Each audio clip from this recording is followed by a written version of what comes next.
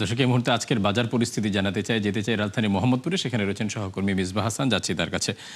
মিসবাহ, বৃষ্টির পানিতে ফসল নষ্টের আমরা খবর পেয়েছি, অন্যদিকে বেশ কয়েকদিন ধরে জ্বালানির দাম বৃদ্ধি হয়েছে। কেমন দেখছেন বাজার পরিস্থিতি সব মিলিয়ে?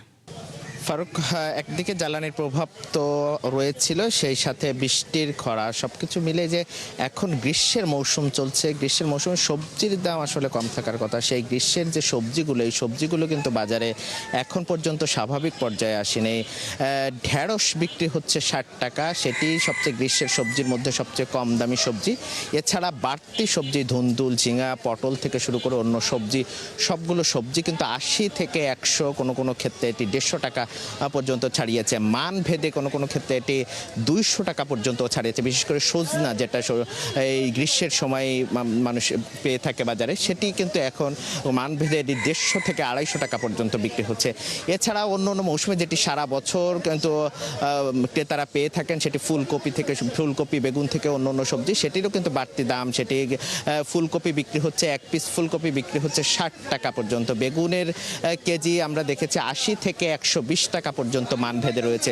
সবজির দাম তো বাড়তি রয়েছে। আমরা দেখছি যে মুরগির ক্ষেত্রেও আমরা কিন্তু দেখেছি যে দাম কিন্তু আগের মতোই রয়েছে। এর আগে যেটা 80 থেকে 190 টাকা ব্রয়লার মুরগি পাওয়া যেত, সেটি কিন্তু 200 থেকে 220 টাকা পর্যন্ত পাওয়া গেছে। সবকিছু মিলিয়ে যে বাজারের যে সার্বিক অবস্থা, সেটি কিন্তু অনেক ক্ষেত্রে কিন্তু নিম্ন দিকে কোনো ইয়ে নেই। গ্রীষ্মের যে সবজি, একই সাথে মুরগি, মাছের বাজারের ক্ষেত্রে আমরা দেখেছি 2 মাস ধরে কিন্তু মাছের বাজার কিন্তু অস্থিরতা তৈরি হয়েছে। যেটি আমরা দেখেছি যে রুই এবং কাতলা, বিশেষ করে মানুষের যে মাছগুলো মানুষ সাধারণত খেয়ে থাকেন, সেটি কিন্তু 280 থেকে 320-এর মধ্যে যে রুইয়ের কেজি ছিল, সেটি কিন্তু এখন বাজারে বিক্রি হচ্ছে প্রায় 380 থেকে 350 টাকা পর্যন্ত।